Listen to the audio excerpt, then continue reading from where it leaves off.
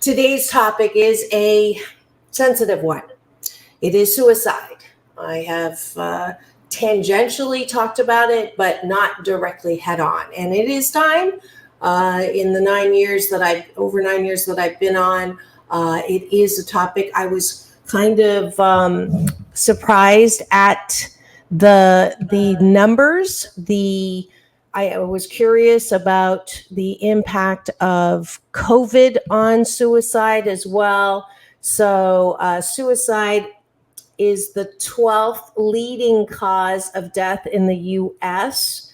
45,979 Americans died in 2020 of suicide. And in 2020, there was an estimated 1.2 million suicide attempts. And that comes from the American Foundation for Suicide Prevention. Let me see if I can do a little share screen on that.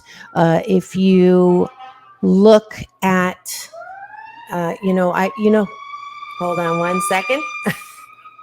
I hope that is not a repeat, or apparently the same day last Friday, I was talking to one of the first responders. There was another suicide a few miles away from another building by gunshot, not by jumping, last Friday. So I'm seeing these statistics up close and personal. I actually let's see if we're looking at this one. Let's see, impact of COVID on suicide. New data from CDC shows that the overall suicide in the U.S. actually declined during the pandemic. However, suicide deaths for young adult males and people of color increased. Experts say customized suicide prevention efforts are needed to help the highest risk demographic groups. Let's see, between 2019 and 20, decreased by 3%. Let's see, males in 3 age groups, 10 to 14, 15 to 24, and 25 to 34, increased. And while suicide deaths increased among white and Asian males, deaths for Black, American Indian, and Alaskan, Native, and Hispanic males increased. So we don't know exactly what has led to the reported declines and increases. Experts believe that the COVID-19 pandemic may have played a part. It's been clear that the overall impact on the population's mental health has been significant, for sure. So let's get personal. I had an experience when I was a mom of 2 youngins when I was in Seal Beach. They were in preschool, and one of the preschool dads was also hung himself, and I was brought to that family and helped them personally, and was there to try to bring some comfort and relief from the suffering. So I will say this first, that I do not know personally what it feels like to go through the loss of a loved one by suicide. So let me qualify that at first. And so I will never know how that feels and the depth of the pain that feels. And at the same time, I do know, as one of the 7 of 10 of us have gone through childhood trauma, I know pain, and I know grief, and I know loss. And I think that's the first part of the solution, that if you are someone who wants to help someone who is being impacted by that currently. I understand that the gentleman that did jump on Friday from my building did have a family. So I want to take a breath right now. As you know, that's what I do. The power of the breath, the power of chi, eternal energy. And take that breath in through the nose and release a breath of peace and comfort to the family who is, I'm sure, in shock and in grief and in loss. right now with his loss. Same with the family of Naomi Judd. Same with the family of Lindsay Perlman. Same with the family of anyone who was in so much pain that they felt they had no choice than to take their own life. And that is my opinion, but I do believe, if I'm going to put the moose on the table here, my own understanding of suicide has come full circle. I used to be a huge judger, and I grabbed onto that thing that I heard said. People would say suicide is the most selfish thing that people can do. You're welcome, Jess Z, for your thank you for this topic. I've heard people very critical. Suicide is a coward's way out. Suicide is the most selfish thing you can do. Suicide, shame on you for taking the easy way out. And I have to be honest, and I'm not proud of it, but I, at a point, was also thinking that. I might have even said it out loud. If I had, I apologize. I have no right to judge anyone, especially those who are in so much pain. And I'm going to read you some of the, in doing my research here yesterday, the people who left notes behind. The father that did not leave the note behind, who I was helping the family.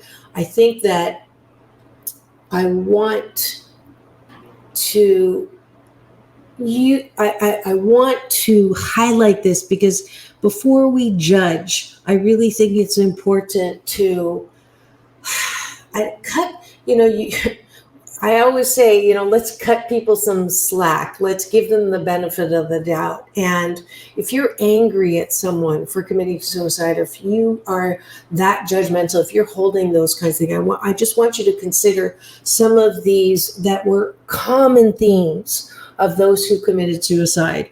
Iris Chang, she was a writer. She died November 9th, 2004, age 36, of a self-inflicted gunshot wound. She was an author and journalist, best known for her New York Times bestselling book, The Rape of Nanjing. She had a history of bipolar and clinical depression. Her suicide note said, "I am doing this because I am too weak to withstand the years of pain and agony ahead. Each breath is becoming difficult for me to take. Please forgive me. Forgive me because I cannot forgive myself."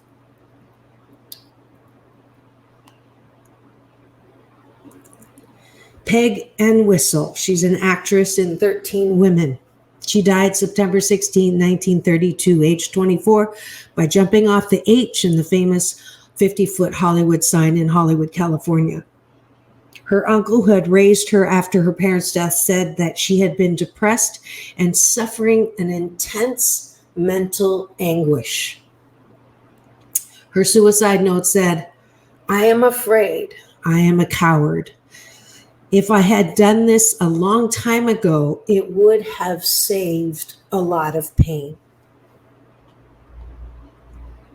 Richard Farnsworth died October 6, 2000, age 80, of a self-inflicted gunshot wound, best known for starring in the movie The Straight Story, in which he received an Academy Award nomination. At the time of his suicide, he had terminal prostate cancer.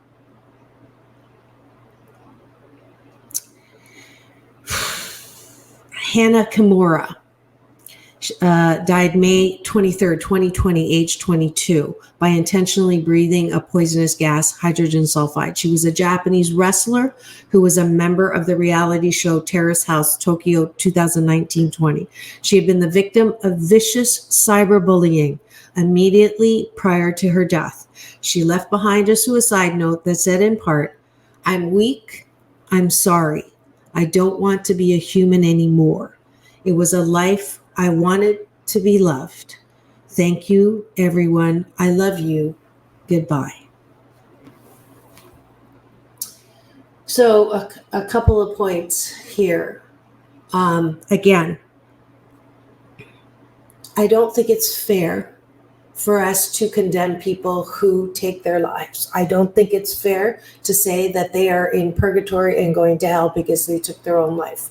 I don't think it's fair nor useful. I try to stay away from right and wrong, but it's not useful to think that way. It's not useful to blame and condemn and shame. I do know that the themes that I've done, and I've read hundreds of these, and I'm just picking out. First of all, I wanted to highlight the notes that I found because the themes are so similar. It's this own suffering, the anguish and the suffering of people who just see that the end of that suffering is preferable than to continuing that. And I've not attempted it, but I have to be honest. During my very difficult divorce, there were many days that I was driving to the lawyers, knowing that I was going to have to lose millions of dollars and lose, fighting for custody. And I felt so hopeless and helpless that middle divider looked pretty tempting. I didn't do it. I didn't attempt it, but I have to be honest. I had a thought that the doing that would end the anguish and the level of pain that I never thought I could ever recover from. So I know that I'm not alone in that. I know my coaching clients, without exception, every single one that comes to me for happiness coaching has had moments of that. There are people that celebrities that we know have gone through that.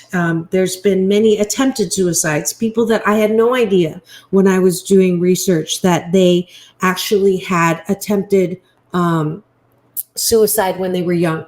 Johnny Cash. If I have a chance, I'll come back and go into more detail. But Elton John, Princess Diana, Oprah, Drew Barrymore, Billy Joel, Eminem, Martin Luther King Jr., all of those names, all of those people, when they were young, went through something so horrific that they thought the solution would be to take their own life. Those are big people. Thank goodness that they were not successful in taking their own lives, because look what contribution. So I bring this up again. I had no idea. We don't talk about suicide. We should talk about suicide more than just shake our heads, more than just feel bad about it, but we cannot fix things and we cannot change things that we're not aware of and that we do not acknowledge. And I think there's so much BS. There's so much belief systems around suicide that completely continue to make something that we can have solution around this. So before I move to that, I am sort of intermittently putting in some solution here. One, obviously, quit judging it, quit condemning it, quit telling, MSU making shiitake up university about what's going to happen to people who commit suicide and they're going to be damned to hell for the rest of purgatory. That's not helping. That's not solutioning. Just Z1. It's different perspectives regarding suicide. From the occult view, people have the right to choose their life expiration date. Interesting. I didn't know that. And then I've been there. The pain is sometimes unbearable. And so let's talk about this unbearable pain. If you're a person who is right now going through something that is unbearable, it feels unbearable. Cyberbullying has come up. I mean, that's the downside of social media.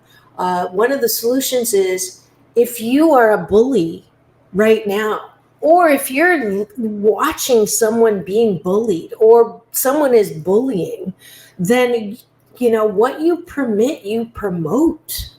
Get in there, say something, lock them down. I think Twitter and Facebook and I've seen it on LinkedIn, Instagram, Snapchat. If you are witnessing any kind of bullying anywhere, it doesn't even have to be in cyberspace, stand up and say, shut the fork up. This is what we can do. The incidents of cyberbullying and the incidents of attacking people that has been listed in suicide notes is so high now that I'm just amazed that it continues. Like, if we know it's happening and we're not doing something, then we take responsibility. So there is some solution in there. And then let's go back. If you personally are feeling attacked, get off social media. There's no reason that you should be waking up to see that. If you're not strong enough to look for the good. So that's another thing that, I am really good at now. It took me a long time. If I get 99 compliments and one insult, before I would go to the insult. I couldn't focus on the positives. Now, when I see an insult, I delete it immediately. I'm getting really good at that, because it's one person, it's about them, it's not about me. If 3 different people give me the same insult, I'll do something about it, because that's feedback. But if someone is, you don't respond. Do not respond to insults. It's not worth your breath. It's not worth your time. You don't get it back. Now, let's talk about the black hole. If you're a person that's feeling like you're going to fall into that black hole and you're never going to get out, and the only solution is to stop the pain through suicide. Oops, that was interesting. I am speaking to you right now. Please look at me in the eye, and please, please, please know that you're not always going to feel this way. You really are not always going to feel this way. And yes, it feels so bad. It feels like you can't take it 1 second more. But I promise it will get better. I promise, promise, promise. That black hole that so many of us feel, especially those of us who've had childhood trauma, especially those of us who have a voice in our head that tell us you're not worth it. There's no point in being alive. You have nothing to offer. Everybody who said that you were worthless was right. Who do you think you are? That voice is not true. It's not real. It's a lie. It's a lie that you do not have to live with. And that whatever pain you have gone through, that pain that you think you can't live with, I promise you can. You can go in that dark hole. You can go in, and I will hold your hand, and I will be there with you to touch the sides. There is a bottom, and you will not break apart into a million pieces and not be put back together again. Every single person who's had trauma, who feels like they cannot take it, can heal. Now, if you really can't hang on, if you really can't, if you feel, Halle Berry, I got to interview you. She says, if you feel like you're going through hell, keep going. There's ways in which you can and let me talk about mental illness. Let me talk about extreme depression and bipolar and those whose friends said about the one woman who said her mental anguish was just too much. She could not live with that extreme mental anguish. And I'm not giving permission at all for anyone to end their life at all. So please, I don't even want to hear about this. If you're listening and you're giving people permission, no, I'm not. I want you to say, don't leave before the miracle happens. There is you are loving, lovable, and loved and wrapped in a warm blanket of worthiness, but you have to allow it. You have to, a tiny mustard seed of hope is all that it takes. Those of you who know someone who is feeling so distraught that they don't think that there's a way out. There's numbers to call. There's experts. There's so many people who are out there who want to help you, not just me. There's so many people out there. And then people out there, make yourself known. If you are someone who is watching someone being bullied, or if you're someone who's watching someone walk through some really tough things to do, instead of going to them and say, let me help you and this is what you should do, just saying, I will be here just to listen. People who are going through things, if they just knew that there's someone out there, not even maybe trying to change them, but just allowing them to feel the way they do. Now, let me balance that out. There's a middle between marinating in your suffering, okay, and not dealing with the shiitake at all. So some people don't deal with their pain, and then what happens is what you don't deal with will come back and deal with you. And that's when I have midlife crisis turned into midlife opportunity. People who don't deal with things and are very success oriented and are very good at what they do. A lot of the suicides happen in that midlife where they've repressed it and tried to deal with it by not dealing with, and then all of a sudden it comes up and they are in crisis. They're crying all the time without knowing why. They have angry outbursts. They get violent. They attempt suicide. They commit suicide.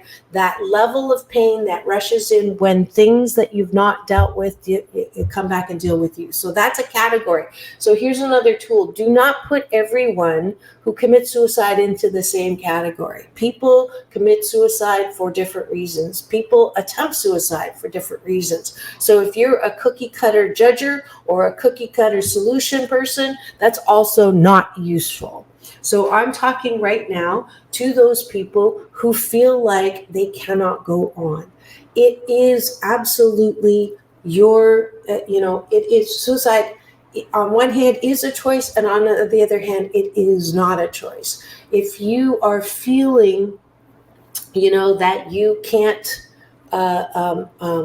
you really can't go on, I am begging you to first, get help.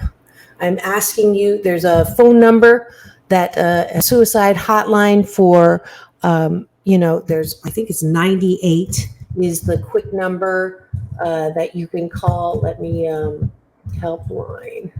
So put this out there for, 988 is the suicide helpline. Z, do you mind putting that in the chat so anybody is looking at that later can have that? 988 is the suicide and crisis line. I believe there's also an 800 number.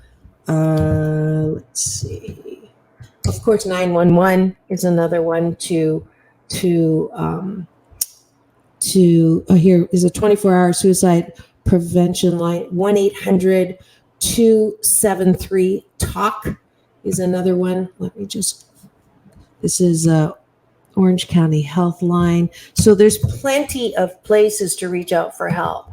And at the same time, 988 okay, let me put that in the chat. All right. These are numbers that you can call and reach out to and get some relief. It is it is yes, I've heard that saying suicide is a cry for help. Yes. Unfortunately, if they are successful in committing suicide, it's a permanent solution for a temporary cry for help.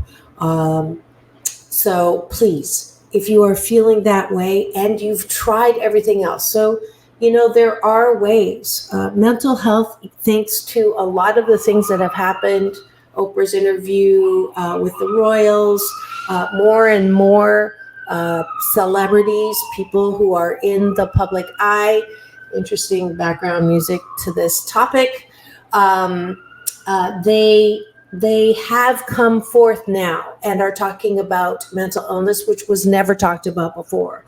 There is a strong tie between mental health, mental illness, crisis, addiction that we haven't talked about. We need to talk about that. People, I just read something where someone was saying, I forgot her name. I'm so bad with names. She just crashed her car, and she's getting a lot of hate. And I read something where everybody's saying she had a choice. And for people who live with addiction, sometimes it doesn't feel like a choice. When you're addicted, it's not a choice. It is a compulsion. It is a disease. It's something that you don't have a choice. After that first drink, you don't have a choice because the craving kicks in, and it's so strong that no matter how much you know that you're going to lose your house, your job, your relationship, you don't have a choice. So again, part of the solution is don't be so quick to judge. Let's focus on how we can help the people that are feeling the way they are, and also take responsibility for those who are driven to suicide by what they are getting that you see as attacks. I would love it if you have a voice. If you see someone who's constantly attacking, this is what I do. When someone attacks me, I go first to see their profile. I go to see, who they are, and then I report them. You could do that. It's like that website with bad drivers. When there's enough people that identify the same person who's doing something that is not useful and is, contributing to hate or horrible driving. That thing in Windsor Hills. I mean, that could, that woman had a history of driving erratically. So again, let's take some warning signs as opportunities to help people who are in that place of pain. Okay, where are we on time? Oh boy, we're all right.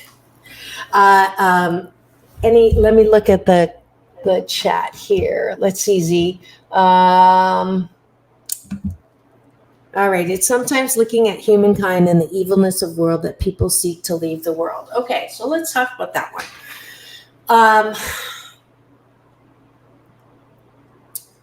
So I've half jokingly said to my daughters, I watch my Chinese mom who has Parkinson's age, and she's in so much pain and so much. And I'm going back to the person who I highlighted who died. There are people who commit suicide, Kevorkian assisted suicides. Who was the Richard Farnsworth? He had prostate cancer, and you do hear of elderly, another category of people who commit suicide because they don't want to suffer anymore from health. That's physical health. You're talking, Z, about mental health, and again, I'm not condoning suicide. I'm not encouraging suicide, but I do want to point out, and this actually, I want to point out to the people who are suffering from the choice that someone close to them made to go out and leave this world. Okay, thank you for bringing that up. I wanted to do that before we left this topic.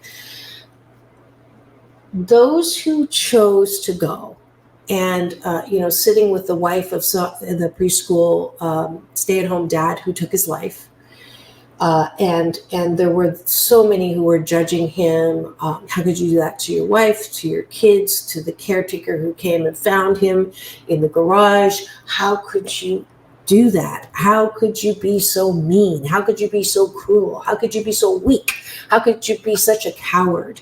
And I just want right now, once and for all, if you're holding that judgment for someone close to you, is to take a breath, and you have a choice to continue to be angry and hateful and vengeful about that person, or you have a choice right now to take a perspective, to choose to believe. You don't know, you won't know until you go there too, to understand it.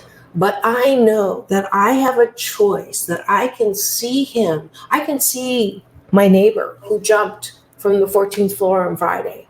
I can see him as a weak individual, or I can choose to say, you know what? He must have been in so much mental anguish that he just couldn't take it anymore. Life was way too painful. I don't understand it. I will never understand it, but I choose not to blame him anymore. I choose not to judge him anymore. I choose to believe that he truly did the best that he could.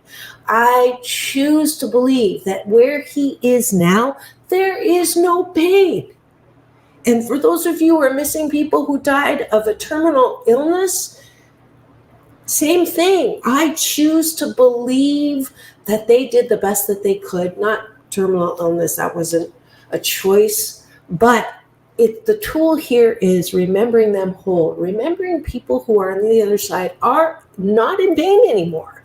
And I can choose to quit suffering thinking that they are in hell or purgatory or anything bullshit-talky like that. That's a BS that doesn't serve us well. I love my grandfather.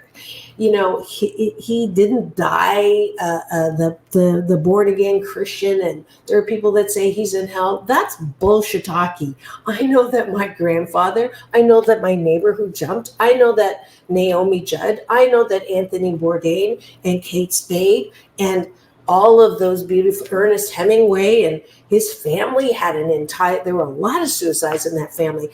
That tells me that there was some common something in their genetic line that just gave them so much mental anguish that they chose to go to a place where, by the way, from all the reports, 98% of the reports from people who die and come back say that in that place, that all people who commit suicide in my belief system that I choose are there now, along with all the people that I have not lost. They're not lost. They're in that place where there's a bright light, where there's peace, where there's beauty, and there's comfort, and there's no more pain.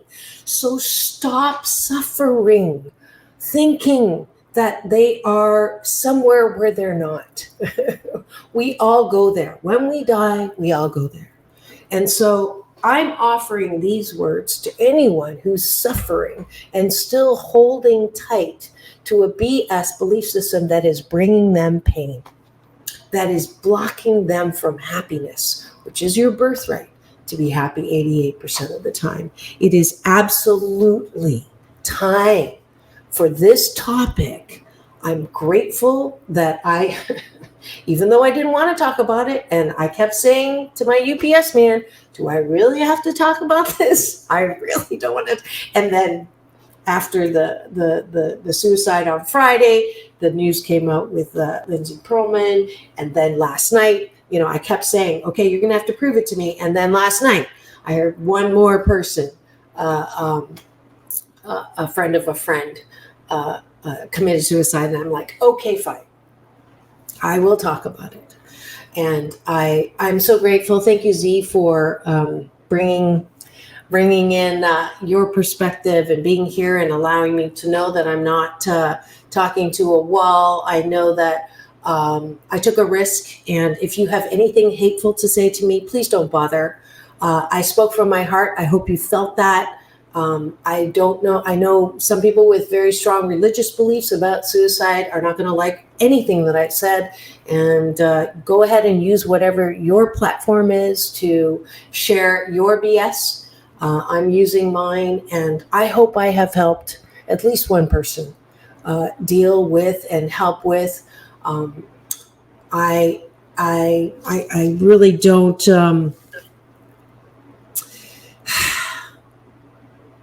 Again, I'll end with my heart goes out to anyone who has lost someone by suicide. My heart goes out to anyone who feels like suicide is the only answer.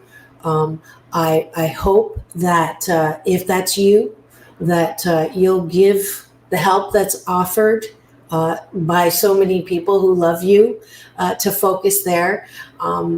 I've also switched. I used to be a strong advocate of non-medicated help, but I do know for some people, for people who just really can't mentally work with some happy 88 tools or whatever, the cognitive therapy is, that need medical attention and medical intervention, go for it.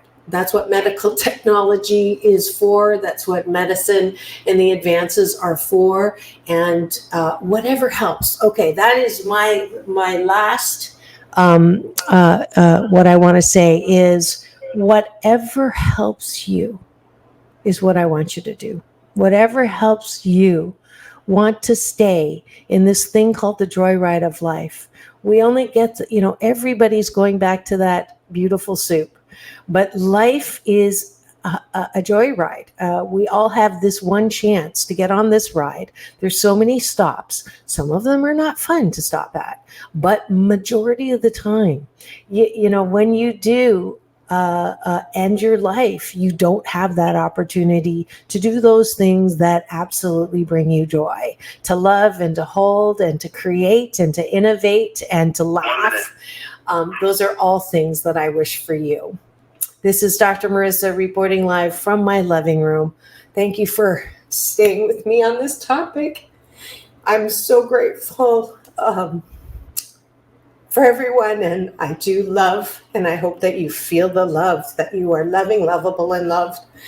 This is Dr. Marissa reporting live on Take My Advice. I'm not using a compel. It's Dr. Marissa. Peace in, peace out, world peace through inner peace. Go have the best day ever.